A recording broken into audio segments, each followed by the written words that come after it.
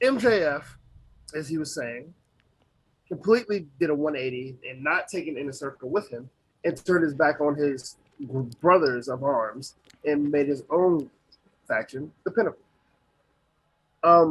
With which we didn't none of us saw coming. We thought there was a new faction coming. The rumors were there was a new Four Horsemen, but they kind of did a 180 and created their own little faction, which I like better than that, Yeah, honestly. like yeah, and I just want to get your opinion on this lineup. So let's just go through it. So MJF forms a new faction, turns his back on the Inner Circle, destroys Chris Jericho, destroys Jake Hager, destroys Sammy Guevara and everyone else.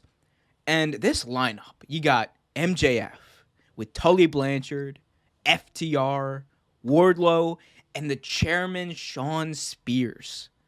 And the most consequential, I think, of all of these was Sean Spears' addition. Like, that's the one I'm most excited about because this is a game. Like, we were waiting kind of for the past year, right? Ever since he ended his feud with Cody, we were kind of waiting to see what Sean Spears would do, right? And I think this is the perfect situation. This is a gimmick that fits his attitude since he's come to AEW with Tully Blanchard and everything. And, you kind of keep him away maybe from the title picture, but he actually serves a purpose now. And that's what I like to see. And that's my biggest thing about AEW. If someone doesn't serve a purpose, they're not going to be, on TV every week, shoved down your throat doing something because they don't need to be. And that's what I liked about this, especially. Now you give Sean Spears something to do. Wardlow gets a little bit of rub. Everyone does well because Tully Blanchard is involved. And MJF as the ringleader. I think this is amazing. And then now you have the Inner Circle who are kind of, flirting with being baby faces. Everyone loves Jericho, sings the song. They love the Inner Circle. And now you turn them into baby faces. And the Pinnacle, I think, are the perfect heel team because MJF, everyone loves to hate MJF. He is one of the most despicable people in professional wrestling.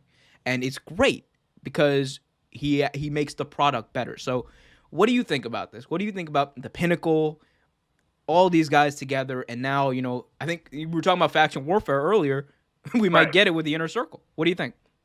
Honestly, so I've talked about Sean Spears for the past 3 shows we've done and how much I love the chairman. He's one of my favorite wrestlers, one of my favorite indie guys. And honestly, I pretty much thought they were waiting for a perfect situation type. So to use it, which like you say, they do very well. FDR, another one of my favorite tag teams.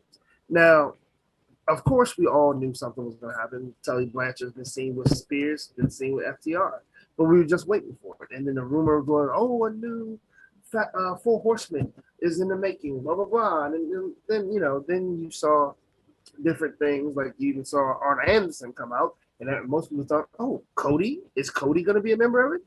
Which he probably will not be, being so his dad was Dusty Rhodes. Um, if it was a Four Horseman type deal, since it's not, there's a chance of Cody being a member. But then you have MJF, who to me is, like you said, a perfect heel, which is Miz. To me, Miz on steroids.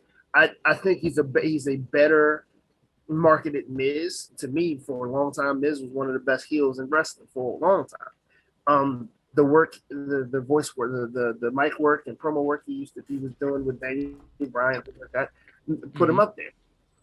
MJF is just him on steroids, I believe. You love to hate the guy. He's great in ring presence. Then you have Wardlow, who I'm not completely sold on, but I don't need Wardlow to talk. You know what I mean? I just need Wardlow to throw people through Yeah, tables. he's You kind don't of need he's the big heater. He's Batista. He's what Batista was exactly. You early don't on in need him to Evolution, talk at and all. that's his purpose, and that's great. And again, like this is why Tony, like AEW, kind of gets why factions work. You don't just Exactly. put people together just to put them together.